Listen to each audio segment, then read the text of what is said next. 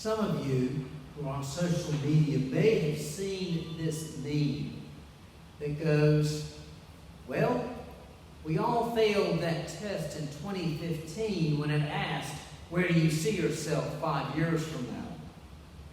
This has been, not telling you anything you don't know, this has been a tough, interesting year. I've seen one person also put out there, when does season 2 of 2020 start? I didn't like season 1. I would be more particular and say season 1 was actually pretty good. It was season 2 that's been such a bummer, and I'm waiting for season 3. There is a great deal of uncertainty as we mark this Independence Day weekend. Now, it's a challenge for ministers to preach around patriotic and civic events. Does a preacher endorse 100% the governing party of the day? Or does the preacher offer detailed criticism of all that's gone wrong? Does the preacher lift up the high ideals of the country? Or does the preacher point out all the flaws and faults? Does one simply celebrate warts and all and just say that's what it is? A question mark then is raised, what is our role at this time? Rendering to Caesar that which is Caesar, and what is to Christ, what is Christ? I mean, is there some connection between the two? This is a difficult time for many to celebrate. One person, I would say, is more of an acquaintance. We're connected through Facebook. He's been very open, so I'm not sharing any secrets out of school. I mean, he put it on Facebook. But he said, expressed his kind of mixed feelings about marking this day. Now, also, he's been very open about some challenges in his personal life. Regardless, the people without Corona, 2020 has not been a good year for him. But he just said, at this time, I'm really mixed about celebrating it.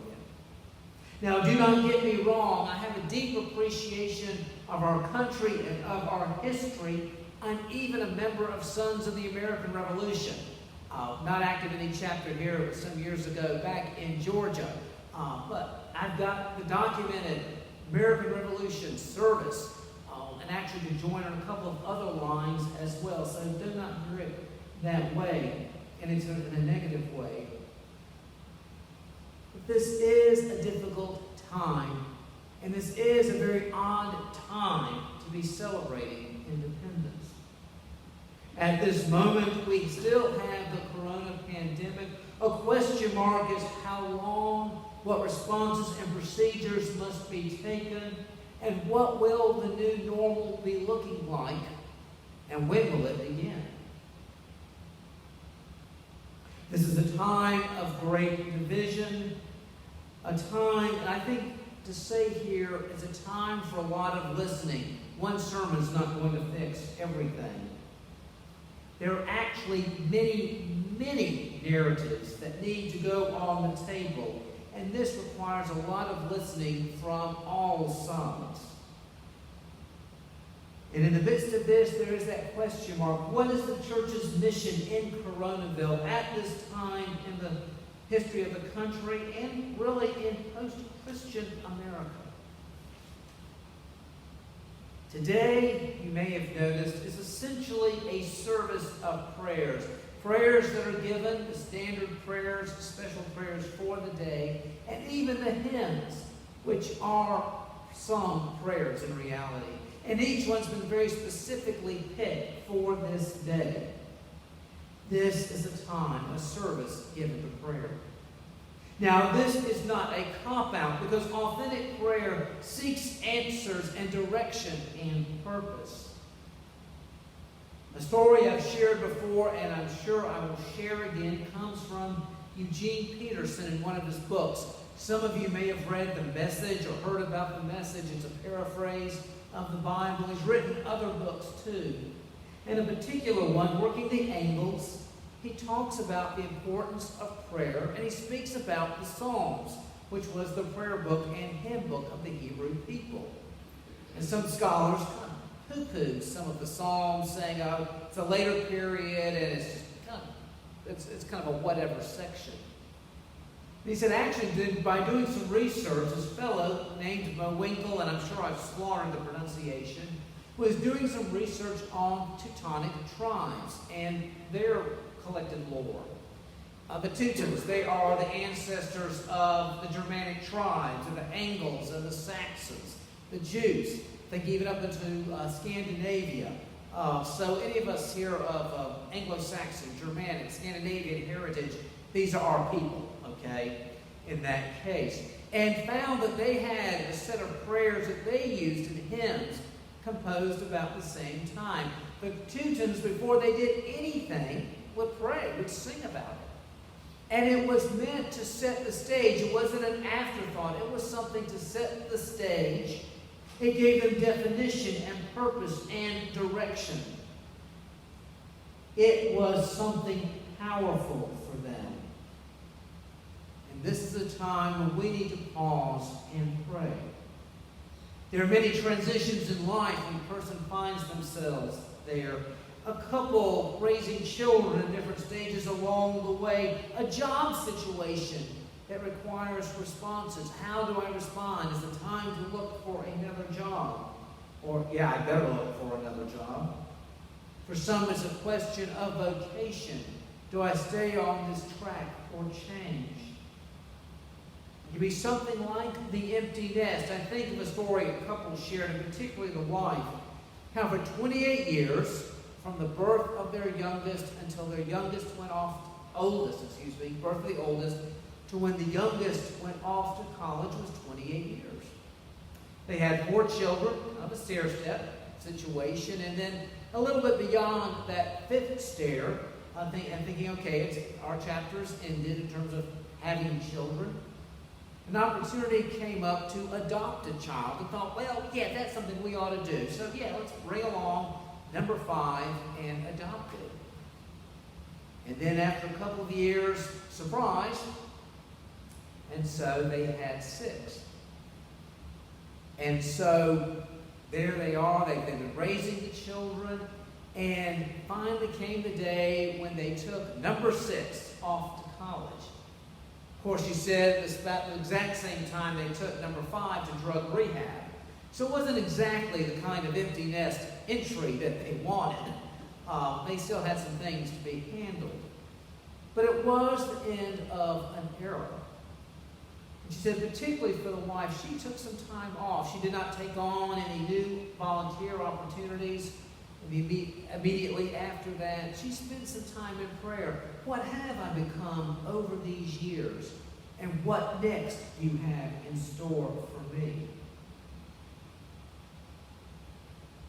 This is a time for very serious reflective prayer. For one, we have the prayers that come from our series on Ruth.